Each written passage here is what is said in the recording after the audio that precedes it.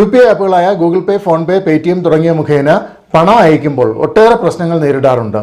ചിലപ്പോൾ ഒരു ട്രാൻസാക്ഷൻ നടത്തുമ്പോൾ നമ്മുടെ അക്കൗണ്ടിൽ നിന്ന് പണം ഡെബിറ്റ് ആകുകയും എന്നാൽ ഗുണഭോക്താവിൻ്റെ അക്കൗണ്ടിൽ പണം ക്രെഡിറ്റ് ആകാതെ വരികയും ചെയ്തേക്കും.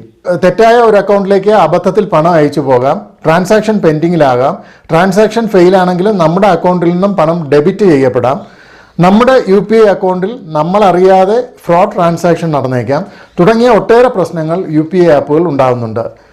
ഇത്തരം പ്രശ്നങ്ങൾ ഉണ്ടാകുകയാണെങ്കിൽ എന്താണ് ചെയ്യേണ്ടത്? UPI ഇടപാടുകളുമായി ബന്ധപ്പെട്ട പരാതികൾ 3 വിധത്തിൽ നൽകാവുന്നതാണ്. ഇതിൽ ആദ്യത്തേത് നിങ്ങളുടെ UPI ആപ്പിൻ്റെ ഗ്രീവൻസ് അഥവാ കംപ്ലൈൻറ്റ് സെല്ലിൽ അല്ലെങ്കിൽ കസ്റ്റമർ കെയർ നമ്പറിൽ പരാതിപ്പെടുക എന്നതാണ് ആദ്യം ചെയ്യേണ്ടത്. രണ്ടാമത്തേത് നിങ്ങൾക്ക് അക്കൗണ്ടുള്ള ബാങ്കിൽ UPI ഇടപാടിനെ കുറിച്ചുള്ള പരാതി നൽകുക. പ്രത്യേകം ശ്രദ്ധിക്കുക, ഏത് ബാങ്ക് അക്കൗണ്ടുമായിട്ടാണോ നിങ്ങളുടെ UPI ആപ്പ് ലിങ്ക് ചെയ്തിരിക്കുന്നത് ആ ബാങ്കിലാണ് പരാതി കൊടുക്കേണ്ടത്. ഈ 2 വിധത്തിലും